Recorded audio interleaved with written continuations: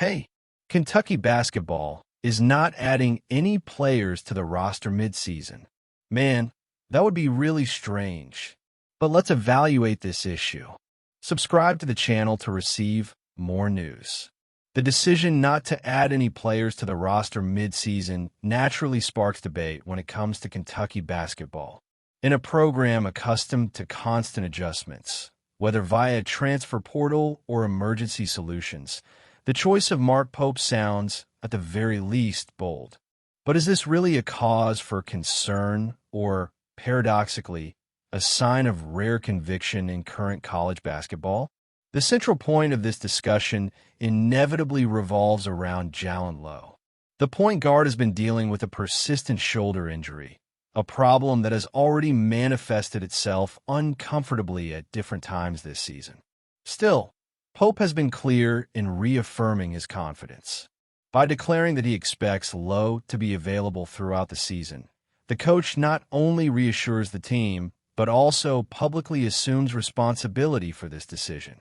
In times of quick responses and preventative decisions, choosing to trust might seem risky, but it can also be a virtue.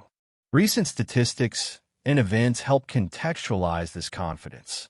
Even with physical limitations, Lowe has already shown the ability to make an immediate impact, as in the game against St. John's, when he left the court almost at the beginning, returned after halftime, and delivered efficient production in just a few minutes. This type of performance reinforces the idea that, when healthy enough to be on the court, Lowe raises the team's level, even if his minutes need to be controlled. Given this, the inevitable question arises: wouldn't it be prudent to look for a plan B? Pope's answer, so far, has been no. And this no carries more layers than it seems at first glance. By stating that he likes the current roster very much and that he is not looking for reinforcements, the coach signals something bigger than simple confidence in a specific player. He demonstrates a belief in internal development, something often lost in hastily assembled rosters. Jasper Johnson and Denzel Aberdeen fit perfectly into this context. For Pope, Johnson is a clear growth project, someone who can become a standout player with consistency and minutes. Aberdeen, in turn, has been gaining comfort both as a primary point guard and playing off the ball, expanding the flexibility of the backcourt. Betting on them is not just a circumstantial solution. It's a strategic choice that prioritizes evolution, chemistry, and identity. Still, the schedule is unforgiving. The SEC demands depth, physical consistency, and almost no margin for error. A prolonged absence of Lowe would put immediate pressure on these young players, and that's precisely where the decision not to seek reinforcements can be seen as a risk. But it's also at this point that it can become a differentiator. Rosters that overcome adversity together, without immediate external solutions, tend to create a cohesion that is difficult to measure statistically. Lowe's own management style indicates there's no recklessness in this process. The minute control, daily monitoring, and Pope's stated caution show that the coaching staff isn't ignoring the physical issue. On the contrary, it's about managing the player's body with the clear objective of having him available at the most crucial moments, especially with the SEC opener approaching. The decision not to add anyone to the roster midseason doesn't seem to stem from stubbornness or negligence. It's a conscious choice based on understanding the group, internal potential, and the conviction that Kentucky can grow more by looking inward than by seeking external solutions. Whether this will be enough to take the Wildcats far in the conference and in March, only time will tell. But calling this stance madness might be an exaggeration. In a scenario dominated by urgency, trusting might ironically be the most calculated move of all.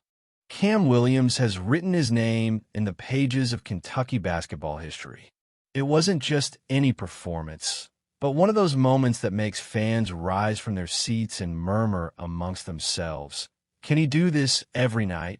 The answer is yet to come, But Williams' epic performance against Bellarmine, marked by the deadly accuracy of his three-point shots, has already secured him a prominent place in the collective memory of Wildcats fans. The 99-85 victory over Bellarmine wasn't just another triumph for Kentucky. It was an offensive spectacle led by a player who, until then, had been seen as a secondary piece within the roster. But perhaps that perception has definitively changed.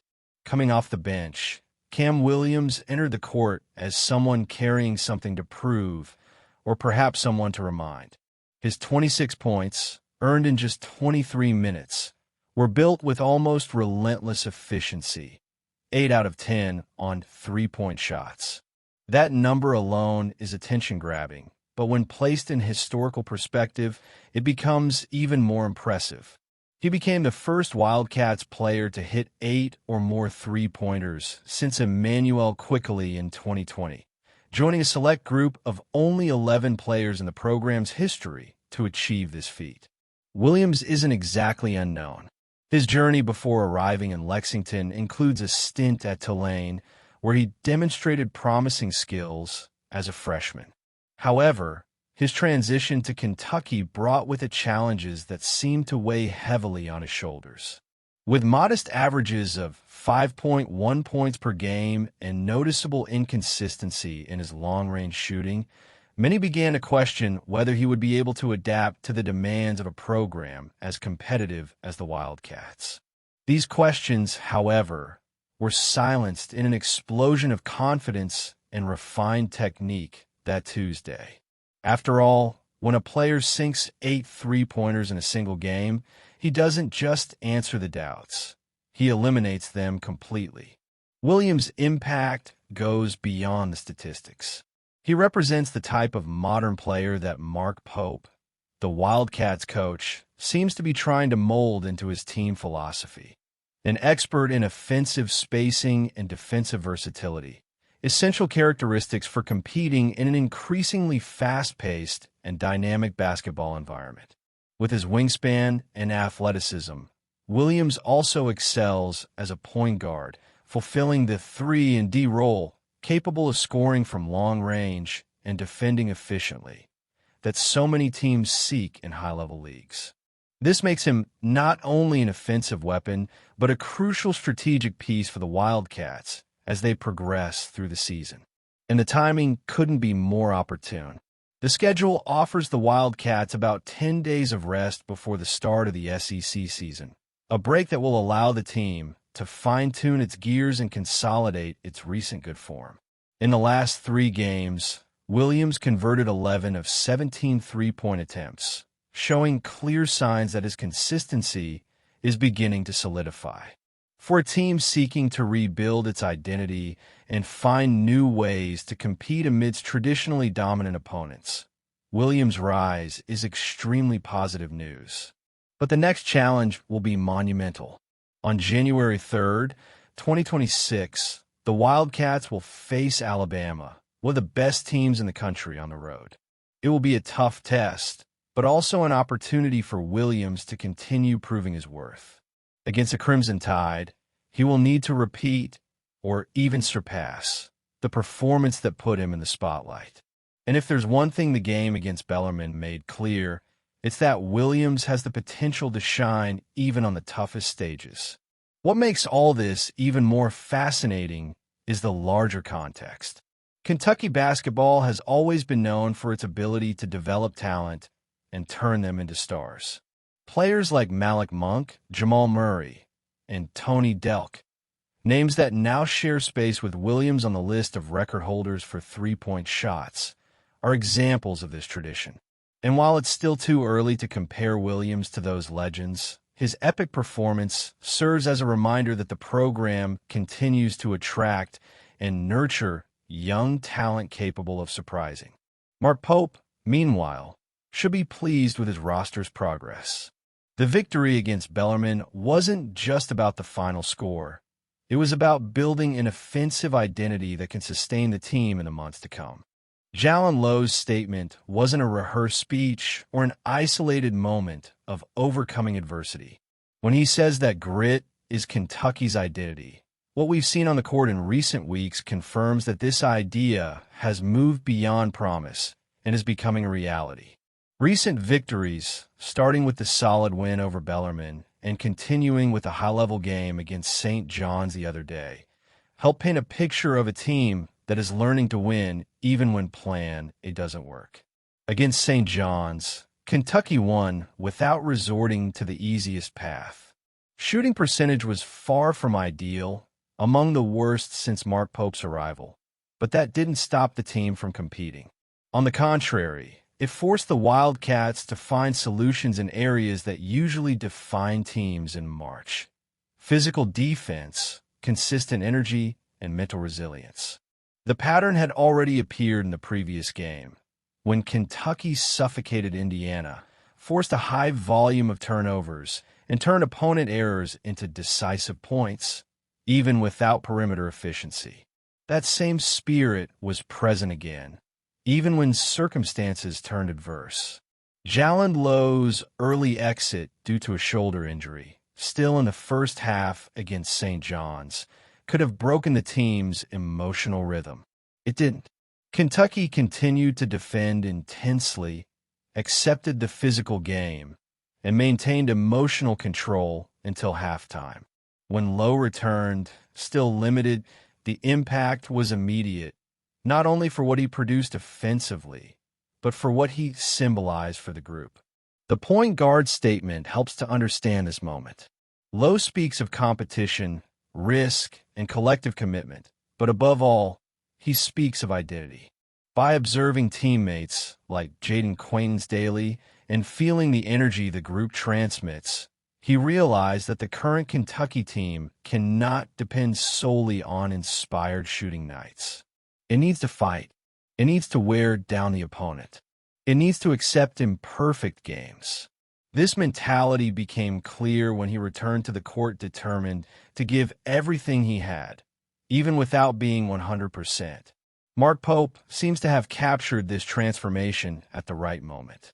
After the game, the coach highlighted that, despite offensive difficulties in the first half, the team didn't allow it to affect their defensive energy. This point is central to understanding the path Kentucky is beginning to follow. In other phases of the season, the drop in efficiency was accompanied by a loss of intensity. Now, that's not the case. The team remains connected, pressing, fighting for every possession, and sustaining the game until opportunities arise. The victory over Bellarmine, even in a different context, also reinforces this evolution. It was another game where Kentucky maintained defensive seriousness, controlled the pace, and didn't let the opponent grow emotionally. In past seasons, games of this type serve as traps. This season, they are being used as a basis for consolidating habits, something Pope has insisted on since the beginning of his work. The numbers help illustrate the change. For the first time in the program's history, the Wildcats managed to overcome halftime deficits of at least 7 points in consecutive games. This data, more than statistical, is symbolic. This shows a team that doesn't fall apart in the face of adversity and has found an emotional anchor when things don't flow naturally. If this were the Kentucky of weeks ago, games like those against St. John's, or even situations without Lowe on the court would have been difficult to sustain.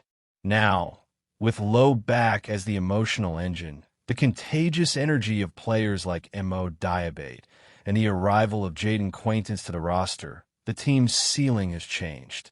Not because the offense has automatically become efficient, but because the team has learned to survive without relying exclusively on it. The challenge from now on is to take this identity to the SEC. The conference demands physical toughness, mental depth, and defensive consistency. The Kentucky that is emerging in recent victories seems to understand this.